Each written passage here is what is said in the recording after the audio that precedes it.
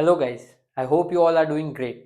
आज की इस वीडियो में हम बात करने वाले हैं एक ऐसे टॉपिक के बारे में जो हर इन्वेस्टर ने अपनी इन्वेस्टिंग जर्नी में कम से कम एक बार तो ज़रूर सोचा होगा। Lumpsum investing, buying the dip और SIP, which one is the best for you?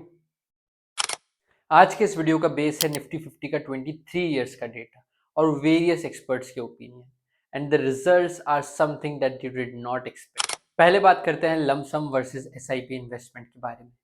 अगर प्योर मैथ्स के हिसाब से देखें तो लमसम इन्वेस्टमेंट को एक नेचुरल मैथमेटिकल एडवांटेज है, क्योंकि लमसम के केस में आपका पूरा पैसा इन्वेस्ट होता है ऑन डे वन और इन्वेस्टेड रहता है थ्रू आउट द पीरियड, जिस वजह से आपको compounding gain through out the period मिलता है आपके इनिशियली इन्वेस्टेड अमाउंट के ऊपर। जबकि एसआईपी के केस में आपका पैसा इन्वेस्ट होता है in portions throughout the period.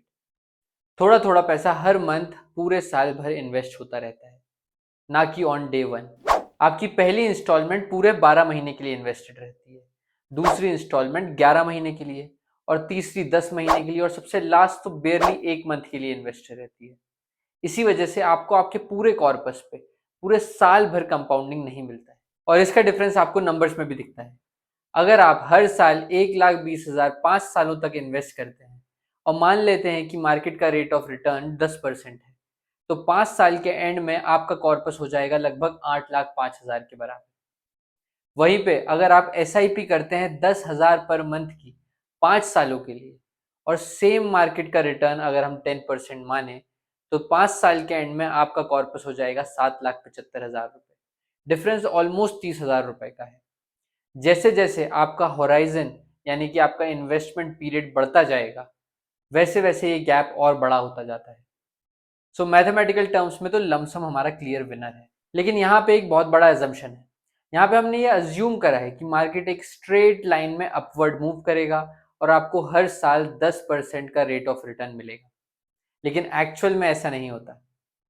Market कभी भी एक स्ट्रेट लाइन में आगे नहीं बढ़ता है। आपको डिप्स भी देखने को मिलते हैं, आपको रैलीज भी देखने को मिलती है। तो फिर आइए क्यों ना हम एक बार रियल लाइफ डेटा को ही चेक करके देख लें। निफ्टी 50 के 23 ईयर्स के डेटा को एनालाइज करते हुए और 704 रोलिंग विंडोज यानी कि बेस्ट एंट्री पॉइंट्स को चेक करते हुए ये सामने निकल के आता है कि एक 5 ईयर होराइजन में एसआईपी ने 52% of the time better returns दिया है देन लमसम। वहीं पे over a 15 year horizon lump sum ने 52% ज्यादा रिटर्न दी। तो मीडियम टर्म में एसआईपी एक बेटर इन्वेस्टमेंट ऑप्शन सामने निकल के आता है, वहीं पे लॉन्ग टर्म में लमसम एक बेटर इन्वेस्टमेंट ऑप्शन समझ में आता है। लेकिन लमसम इन्वेस्टमेंट के साथ एक चीज और इनहेरेंटली साथ में आती है, वो है लॉस का डर। लमसम इन्वेस्टमेंट एक high return but with a high risk investment option, जहां लमसम इन्वेस्टमेंट में आपका गेन पूरे साल भर कंपाउंड होता है।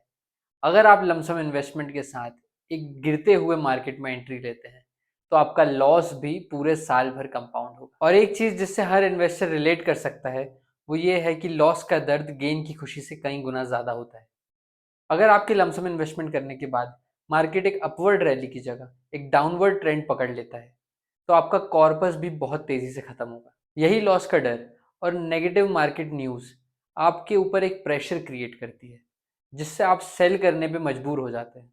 ये प्रेशर इतना ज्यादा होता है कि आप अपने लॉजिकल थिंकिंग खो देते हैं और मार्केट रिकवरी के बारे में कंप्लीटली भूल जाते हैं। मगर एसआईपी के केस में ये प्रॉब्लम नहीं है। एसआईपी के केस में हर मंथ एक छोटा पार्ट आपके बैंक अकाउंट से ऑटोमेटिकली डिडक्ट होता है और ऑटोमेटिकली इन्वेस्ट होता है। एसआईपी का सिस्टम आपको मार्केट क्रैश के डर से बचा के रखता है, क्योंकि आपका एक बड़ा अमाउंट इन्वेस्ट नहीं हो रहा है, एक छोटा ही अमाउंट इन्वेस्ट हो रहा है। और इसलिए क्रैश के दौरान भले ही छोटा अमाउंट ही सही, लेकिन आप कंसिस्टेंटली इन्वेस्टेड रहते हैं। एसआईपी आपके मंथली इनकम पैटर्न से भी मैच करता है और स्लोली आपके लिए एक वेल्थ बिल्ड करता जाता है, specially during market correction period. आगे बात करते हैं काफी trending topic buying the dip के बारे में। ऑनेस्टली हर इन्वेस्टर इसके बारे में सोचता है कि अभी मार्केट थोड़ा हाई चल रहा है, थोड़ा करेक्शन आ जाए तब मैं इन्वेस्ट करूंगा। लेकिन निफ्टी 50 की 23 ईयर्स की डेटा स्टडी के अंदर सामने निकल के आया है कि अगर आप सिर्फ 50 बेस्ट ट्रेडिंग डेज मिस कर देते हैं अपनी इन्वेस्टिंग जर्नी में, तो आपका CAGR 15% से कम होकर 1% तक रह जाता है। And that is the cost that you have to bear for waiting for a dip, but still buying at dip is worth it, क्योंकि ऑलमोस्ट हर बार मार्केट के बेस्ट ईयर्स आपको मार्केट के वर्स्ट ईयर्स के बाद ही देखने को मिलेंगे। 2020 के कोविड क्रैश के बाद 2021 में मार्केट ने 24% तक रिकवरी दिखाई थी। 2008 में जब मार्केट 50% से ज़्यादा तक क्रैश हुआ था, उसके तुरंत ही बाद 2009 में मार्केट ने 74% तक रिकवरी दिखाई। लेकिन ये वर्थ इट तभी है जब आप डिप पे बाय कर पाएँ, जो कि इतना आसान नहीं है।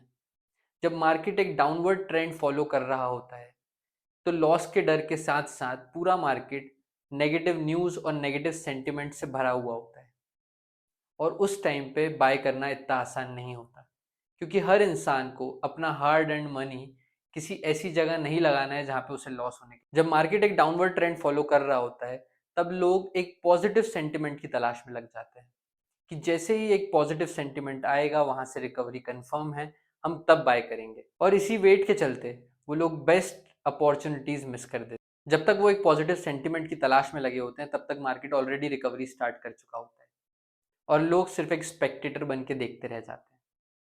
साथ ही साथ buying the dip also comes with a cost. जब तक आप वेट कर रहे हैं कि हम डिप पे बाय करेंगे, आपका वो पैसा आइडल आपके सेविंग्स अकाउंट में बैठा हुआ है। और हमारा देश जहाँ पे 6 to 7% इन्फ्लेशन आज के टाइम पे नॉर्मल है, आपका पैसा आपके सेविंग अकाउंट्स में धीरे धीरे साइलेंटली अपनी वैल्यू लूज कर रहा है। इसीलिए डिप का वेट करना फ्री नहीं होता, it comes with a cost. इसीलिए कहते हैं कि सबसे बेस्ट स्ट्रेटेजी वो नहीं है जो ऑन पेपर आपको सबसे हाईएस्ट रिटर्न दे, बल्कि वो है जिसे आप कंसिस्टेंटली डिसिप्लिन के साथ फॉलो कर सकें जब मार्केट एक डाउनवर्ड ट्रेंड में। इस पॉइंट पे जहाँ पे हम SIP, lumpsum, buying at dip, इन सब चीज़ों की बात कर चुके हैं, यहाँ पे मैं आपसे खुद से एक सवाल पूछने की रिक्वेस्ट करूंगा कि आप खुद से ये पूछिए कि कल को अगर मार्केट 20% तक डाउन हो जाता है, तो क्या फिर भी आप इन्वेस्टेड रहेंगे? अगर आपका आंसर है कि मैं इन्वेस्टेड रहूंगा, तो एक 10 ईयर के लॉन्ग टर्म होराइजन पे लमसम इन्वेस्टमेंट वैलिड है। अगर निफ्टी 50 का ही पास्ट ईयर्स का डेटा देखें, तो जो भी इंडियन इन्वेस्टर 10 ईयर्स से ज़्यादा के लिए मार्केट में इन्वेस्टेड रहा है, उसे कभी भी इंडियन मार्केट हिस्ट्री में लॉस नहीं देखना पड़ा। लेकिन यहीं पे अगर आपका आंसर है कि नहीं मैं सेल कर दूंगा, तो SIP एक बेटर ऑप्शन है आपके। SIP आपको सेफ रिटर्न्स तो देता ही है, साथ ही साथ यहाँ पे आपको उस इमोशनल स्ट्रेंथ की जरूरत नहीं है जो आपको लमसम इन्वेस्टिंग में चाहिए। यहाँ पे एक रियल लाइफ एग्जाम्पल की ही बात करें, तो जिन लोगों ने कोविड के समय अपनी SIP बंद नहीं करी, उन्होंने मार्च 2020 में SIPs NAV से 35% सस्ते में खरीदी हैं, और दिसंबर 2021 तक उनका टोटल रिटर्न्स 38% से भी ज़्यादा था। लेकिन क्योंकि ये टाइम पीरियड 1.5 साल से भी ज़्यादा का था, जिन लोगों ने लमसम इन्वेस्टमेंट किया, उनमें से काफ़ी सारे लोगों ने अपना पैसा निकाल लिया और लॉस बुक किया। So obviously lump sum investing at the time of dip gives you huge return, but you have to be emotionally very strong. एक और चीज़ जो बहुत ही कॉमनली सुनने में आती है और बाइंग एट डिप से रिलेटेड भी है, वो है वैल्यूएशन। कि भाई पी चेक करो, 24-25x चल रहा है, तो मार्केट ओवर वैल्यूड है, यहाँ पे हमें लमसम इन्वेस्टमेंट। ये सुनने में तो इंटेलिजेंट लगता है, लेकिन यहाँ पे भी एक प्रॉब्लम है।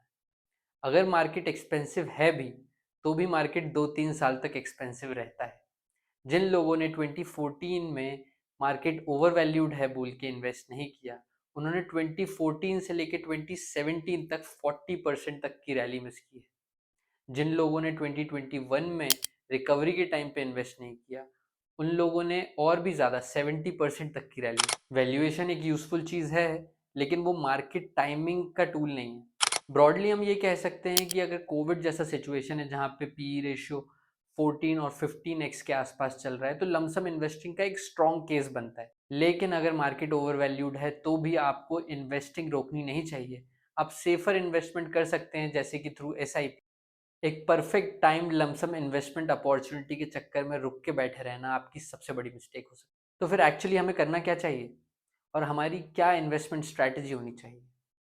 आपकी इन्वेस्टमेंट स्ट्रैटेजी ना तो प्योर लमसम बेस्ड होनी चाहिए, ना ही प्योर SIP बेस्ड, और ना ही waiting for buying at dip. Instead SIP को अपना कोर वेल्थ बिल्डर बनाइए। अपने डिजायर्ड अमाउंट की SIP आप ऑटोमेट कर दीजिए, और उसकी डेट अपने सैलरी क्रेडिट होने के डेट के 2-3 दिन बाद की रखिए, ताकि पैसा आते ही कट जाए और आपके पास कोई भी एक्सक्यूज ना हो इन्वेस्टमेंट ना करने। इसके अलावा जब भी आपके पास कोई भी एक्स्ट्रा कैश आए, जैसे कि बोनस, टैक्स रिफंड्स, या फिर कोई भी और विंडफॉल गेन, तो उसे तुरंत ही डिप्लॉय कीजिए, तुरंत ही इन्वेस्ट कीजिए। परफेक्ट टाइमिंग का वेट करने की जरूरत नहीं है। पैसा आया, इन्वेस्ट किया, बात खत्म। और हर साल अपनी SIP को थोड़ा बढ़ाइए, जिस पेस से आपकी सैलरी बढ़ रही है उसी पेस से आपकी एसआईपी भी बढ़नी चाहिए। ये स्टेप अप स्ट्रेटजी आपको 20 सालों में 30 से 40% आपका कॉर्पस बढ़ा के देगी। इस हाइब्रिड स्ट्रेटजी से आपको एसआईपी वाली कंसिस्टेंसी मिलती है, लमसम इन्वेस्टमेंट का कंपाउंडिंग गेन मिलता है और आप बाइंग एट डिप भी कर सकते हैं। सो इस डिस्कशन के कंक्लूजन में हम ये कह सकते हैं कि on paper lump sum investment strategy एक क्लियर विनर है, स्पेशली 15 से 20 साल के टाइम होराइजन पे। लेकिन इन रियल लाइफ एसआईपी ज़्यादा काम करता है ज़्यादातर लोगों के लिए, क्योंकि वो आपके ऊपर एक डिसिप्लिन एनफोर्स करता है, specially during the time when market is following an downward trend. और वेट करना to buy a dip mostly काम नहीं करता, क्योंकि मार्केट को कंसिस्टेंटली टाइम करना नियर टू इम्पॉसिबल है, specially when you are not an active trader. और वेट करते टाइम जो आपका पैसा आइडली बैठा हुआ है वो धीरे धीरे उसकी वैल्यू भी लूज करता जाता है। इन तीनों इन्वेस्टमेंट स्ट्रैटेजीज के अपने अपने फायदे भी हैं और अपने अपने नुकसान भी हैं, और इसीलिए आपकी इन्वेस्टमेंट स्ट्रैटेजी इन तीनों में से किसी एक को चूज करने की नहीं होनी चाहिए। इंस्टेड आपकी स्ट्रैटेजी होनी चाहिए इन तीनों का मिक्सचर, जो कि है एक हाइब्रिड स्ट्रैटेजी, और जो हम इस वीडियो में डिस्कस कर चुके हैं।